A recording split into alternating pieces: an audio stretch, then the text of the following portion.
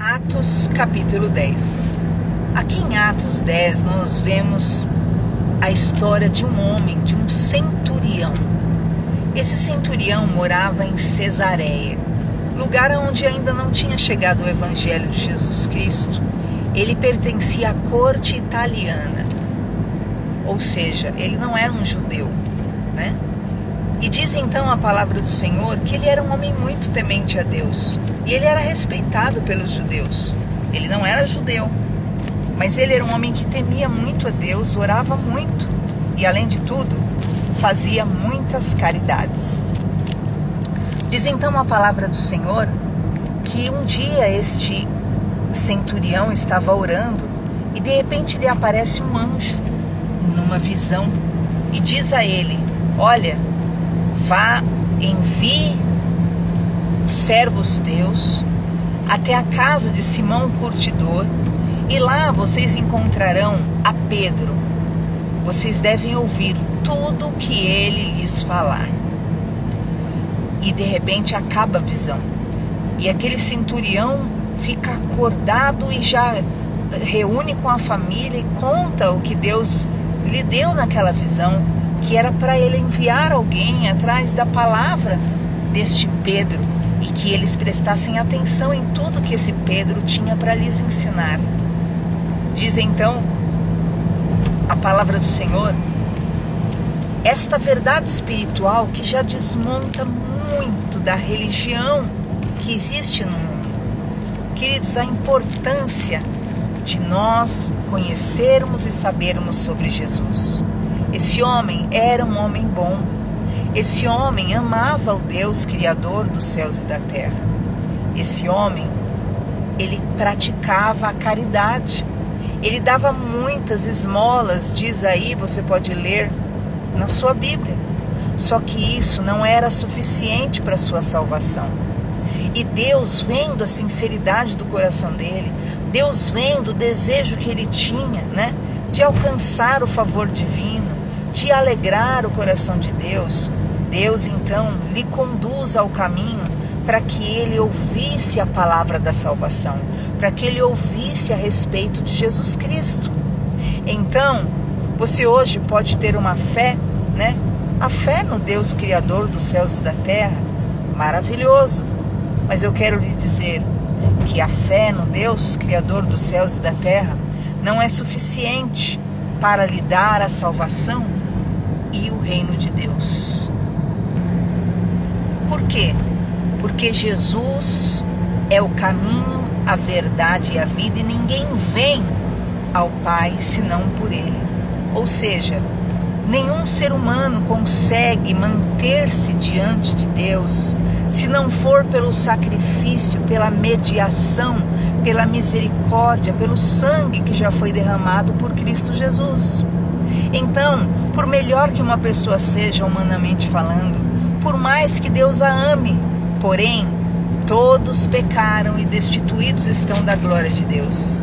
Ninguém por si mesmo tem condição de estar diante do Todo-Poderoso. É necessário ouvir sobre Jesus, acreditar no poder da salvação, do sangue que Cristo derramou lá na cruz pelos nossos pecados. O castigo que nos traz a paz estava sobre ele.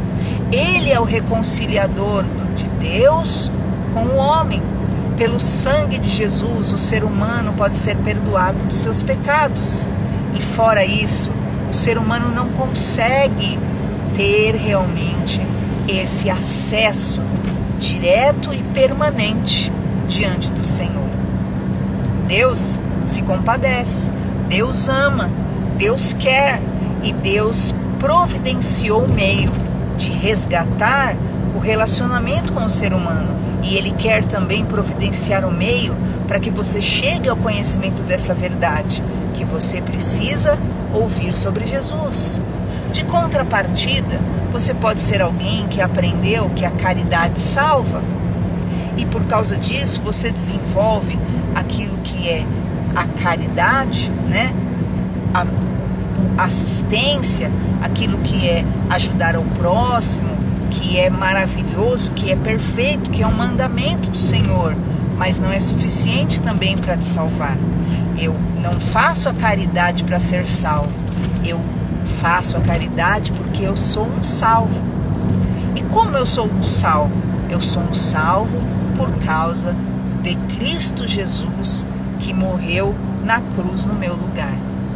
Então a caridade não é suficiente para salvar, porque se o fosse, Deus não mandaria um anjo ali avisar aquele homem para que ele fosse ouvir o evangelho da salvação que Pedro tinha para lhe falar. Se a caridade fosse suficiente, se a simples fé no Deus, há pessoas que dizem, eu creio em Deus do meu jeito, se a simples fé em Deus de qualquer forma fosse suficiente, o que ia acontecer? Não era necessário esse centurião italiano ouvir sobre Jesus. Sabe por quê? Porque Deus deixaria ali ele naquele caminho. Ele fala comigo, ele me quer, já é suficiente. Não era suficiente.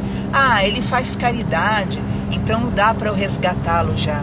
Infelizmente não, porque a Bíblia diz que as nossas justiças são como trapo de imundícia, para nada presta, para nada vale. O que Deus ganha quando eu faço algo para alguém? Nada, não é? Quem ganha é a pessoa, não é verdade? Como a própria Bíblia diz no livro de Salmos, Deus falando, né? Por que eu preciso, né, dos teus sacrifícios? Por que eu preciso dos teus holocaustos? Se eu tivesse fome, eu não precisaria que você me desse de comer, porque eu sou o dono do mundo inteiro, não é verdade? Então, na verdade, Deus não precisa. Deus não ganha nada com aquilo que nós alegamos poder fazer por Ele, mas realmente o Senhor quer que nós sejamos justificados e tenhamos um relacionamento verdadeiro com Ele por amor e por aquilo que é o resgate que Ele já providenciou. Diz então que aquele homem manda os servos até Pedro. Só que Pedro, queridos, era um judeu, embora um judeu cristão, mas ele mantinha ainda muitas marcas e muitos princípios, eu diria assim, muita visão de um judeu. E diz então que Deus faz o que? Precisa tocar a Pedro. E diz então que Pedro também tem uma visão. Pedro está lá do outro lado. E de repente ele tem uma visão do céu. Ele vê um lençol descendo do céu. E naquele lençol havia quadrúpedes, répteis. E uma voz dizia para ele: levanta-te, mata e come desses animais. Na hora, ele, como um bom judeu, sabia que nunca um judeu poderia comer daqueles quadrúpedes específicos e daqueles répteis. Nunca, era contra a lei. Mas então, ele mesmo na visão dizia: de forma alguma, eu não toco nesses animais, né? Ele estava ali querendo realmente se manter naquela mesma visão metódica que ia e era limitada e não ia além daquilo que Deus tinha o desejo de realizar através do amor, através da misericórdia, que contra a qual não há lei, né? Não há lei. A Bíblia fala que o amor, a fé, a esperança e os frutos do Espírito, na verdade, contra estas coisas não há lei. E vemos aqui então que o anjo do Senhor, a voz lhe diz de novo: Pedro, não chame de imundo o que Deus santificou. Então ele estava ali diante de uma situação muito difícil, religiosamente falando, porque pela religião ele jamais poderia tocar naquele quadrúpede, naquele réptil. Só que se o Senhor havia santificado, justificado, e se o Senhor queria fazer uma obra, ainda que fosse por um meio, né, aparentemente fora daquele padrão, o Senhor faria aquela obra. E então Pedro acorda assustado daquela visão e ele fica sem entender por que o Senhor disse: não chame de imundo o que eu santifiquei, né? Porque ele estava dizendo que o animal era impuro, que não ia comer, mas Deus falou: você come sim, porque se eu purifiquei, então você pode comer. E neste momento aparecem pessoas batendo na porta de Pedro. Vão até Simão e diz que Simão vai até Pedro e diz: olha, tem 3 homens lá embaixo te esperando. E ele fala: que estranho, o que será que é? E os homens contam a história. Olha, nós somos servos de um centurião, um homem justo, temente a Deus. Ele é muito respeitado pelos judeus. Ele foi avisado por um anjo para que chamasse aqui na sua casa e ouvisse as palavras que você tem a dizer. Então, Pedro chama aqueles servos do centurião para dentro e no dia seguinte, Pedro vai na casa do centurião. Chegando lá, o centurião tinha reunido toda a família, os amigos íntimos, tinha colocado todo mundo lá para ouvir o que Pedro tinha para falar. E aconteceu que Pedro entra naquele lugar e Cornélio vai ao encontro dele, o centurião, e se prostra e adora Pedro. E Pedro fala: levanta-te, eu sou um homem como você. E isso é um terceiro ensino importante de Atos 10. Perceba, nenhum apóstolo, nenhum servo do Senhor genuíno aceitou veneração ou adoração, porque a adoração pertence somente a Deus. Há pessoas que veneram homens que passaram por essa terra, santos, homens como o próprio Pedro. Há pessoas que hoje em dia ainda se curvam diante de uma imagem de Pedro, né? Suposição de que seja de Pedro. Há pessoas que se curvam diante de uma imagem de Tomé. Há pessoas que se curvam diante de uma imagem, né, de Judas. Há pessoas que se curvam diante de uma imagem de João. Mas, queridos, perceba que quando aquele centurião se curvou diante de Pedro, na hora, ele não aceitou aquilo. Por quê? Porque um verdadeiro homem de Deus, ele sabe que ele não tem mérito algum. Todo mérito, toda glória, toda honra seja dada ao nome do Senhor. Só o Senhor é digno de adoração. Só o Senhor é digno de ser buscado, de ser adorado. Então, por isso você nunca pode ir por esse caminho, né, de ter essa ação. Leia o capítulo de Êxodo, capítulo 20, e você vai ver que aonde diz: não farás para ti imagem de escultura, não a servirás, não a servirás, não te ajoelharás diante dela, não a cultuarás, porque eu, Senhor, sou Deus zeloso. Então, há pessoas que têm tido também esse entendimento errado, né? E ainda alegam: não, eu não adoro a imagem de Pedro, ou eu não adoro a imagem de João, ou eu não adoro a imagem, né, de Maria, ou a imagem de Tiago. Não, ele é meu intercessor. Outro erro muito grave. Porque a Bíblia diz em 1 Timóteo 2,5: há um só Deus e um só mediador entre Deus e os homens, Jesus Cristo, o justo. Então, preste atenção, diz ainda Jesus Cristo, homem, na verdade. Por quê? É muito importante você ter esse entendimento. Pedro, Tiago, João, todos servos do Senhor que passaram por essa terra e foram homens usadíssimos por Deus, né? Como muitos santos que foram, na verdade, sim, santificados pelo poder, pela fé que tinham em Jesus Cristo. Mas todo verdadeiro servo do Senhor jamais aceita e nem quer, e nem ambiciona, e nem deseja nenhum tipo de culto ou adoração, porque sabe que isso é contra a palavra de Deus. Todos os servos do Senhor que foram santificados, que fizeram milagres, que fizeram curas, que até hoje existem em toda a terra milhares, na verdade, todo que crer em Jesus Cristo, crer no poder do sangue de Jesus tem poder de curar, tem poder de libertar. Jesus falou: ide pregar o evangelho a toda criatura.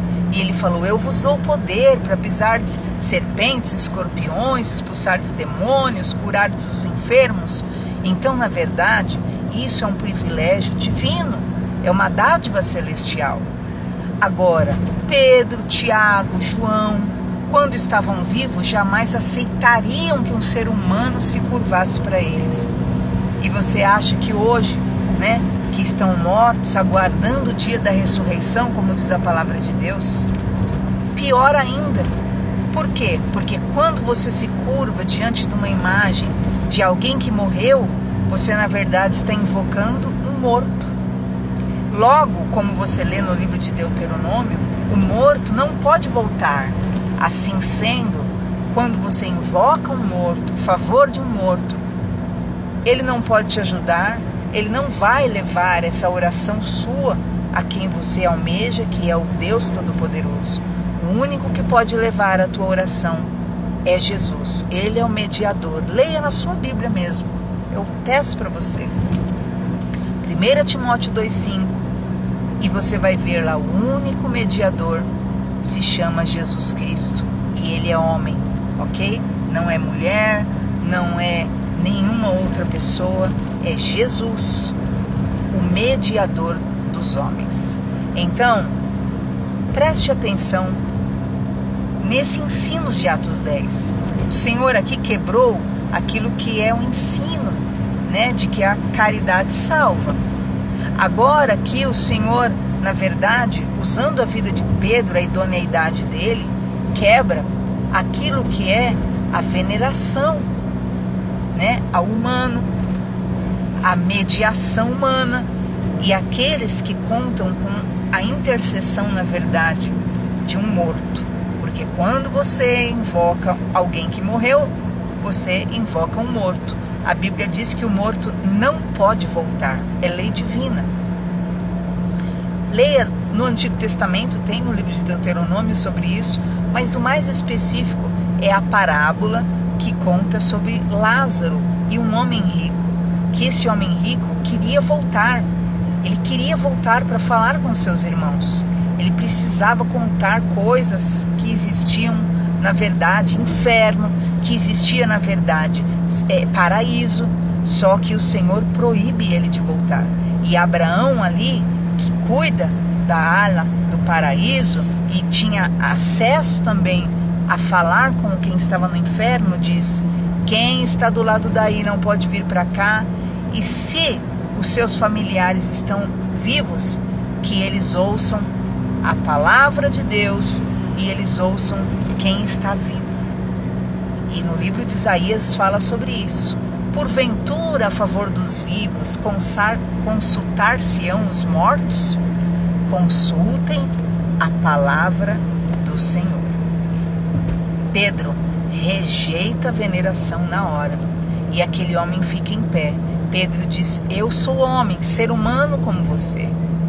E então ele diz: vocês sabem muito bem que não é lícito eu, como judeu, estar no meio de estrangeiros. Mas eu tive uma visão e Deus falou para eu não chamar de imundo a quem Deus purificar, a quem Deus purificou. Então muitas vezes nós temos os nossos pré-conceitos, nós temos a nossa visão a respeito das coisas, mas quando entra o amor, quando entra a misericórdia de Deus, Deus é capaz de quebrar conceitos, de agir de formas que nós não compreendemos para fazer a obra que Ele precisa fazer. E nós precisamos ter esse coração de amor, de entendimento e de compreensão à palavra de Deus. Naquele momento, ele então diz para aquele povo: o que vocês querem? O que vocês querem que eu faça? E Cornélio diz: olha, um anjo me apareceu e disse para que eu chamasse você para me falar, que as suas palavras viriam para minha casa, para minha família, e nós conseguiríamos ouvir essa palavra que teria poder de nos salvar. Cornélio explica naquele momento para Pedro. E Pedro fica atônito. Ele fala: meu Deus, quer dizer que o Senhor quer salvar também os gentios? Lembra lá que até então os judeus só queriam salvar os judeus. Eles achavam que só os judeus eram a raça escolhida. Os judeus, com muito custo, foram até a Samaria, onde tinham os judeus misturados. Mas mesmo quando eles iam nas cidades distantes, eles também só pregavam para os judeus. Mas aqui, nesse momento, o Senhor mostra para Pedro que o Senhor queria salvar a todos. E Pedro fica realmente ali atônito e diz: o Senhor quer que seja anunciado o Evangelho também para os gentios. Nesse momento, Pedro começa a contar a história de Jesus, que Jesus iniciou ali, ele era a voz, e ele iniciou ali com João Batista, foi batizado, e o Senhor Jesus era essa voz que veio da Galileia e passou pelo batismo de João, e Deus ungiu a este Jesus de Nazaré com o Espírito Santo, com virtude, e ele fez muito bem sobre a terra, ele curou os oprimidos do diabo, ele realmente manifestou o poder de Deus. Deus era com Jesus de Nazaré e todos eles foram testemunhas, e ele começa a contar o Evangelho de Jesus, a história de Jesus para toda a família, os amigos e todos os queridos daquele centurião. E ele então começa a dizer que Jesus Cristo pregou, anunciou o Evangelho, só fez o bem, mas então o mataram, pendurando num madeiro. Mas ao terceiro dia, Deus ressuscitou a Jesus e o fez que se manifestasse a todos com que ele tinha convivido de perto, aos 12 discípulos, aqueles que lhe convinha manifestar a sua ressurreição. E Pedro conta que comeram, beberam com ele depois que ele ressuscitou dentre os mortos. Por que Pedro está dizendo isso? Para mostrar que Cristo ressuscitou mesmo fisicamente. E então ele diz: e este Jesus mandou nós pregarmos e testificarmos que ele foi constituído por Deus, juiz dos vivos e dos mortos. E a este Jesus, todos os profetas testemunharam que viriam, e todo aquele que crer em Jesus receberá o perdão dos pecados pelo seu nome. Quando Pedro falou isso, que não era a caridade que salvava, que não tinha como, chegar diante de Deus por mérito próprio, que não é venerando outro ser humano, cultuando ser humano ou anjos, ou através de santos, que se tem acesso a Deus. Mas Pedro aqui revela toda a verdade para a salvação do ser humano. Todos os que nele creem receberão o perdão dos pecados pelo seu nome. Na hora que Pedro diz isso, que todo que acreditar em Jesus receberá o perdão dos pecados, na hora desceu o Espírito Santo sobre todo mundo dentro daquela sala, e eles foram cheios do poder de Deus. E Pedro estava com os judeus junto com ele, e eles ficaram bobos, falando: Deus está derramando o Espírito Santo até sobre os gentios também.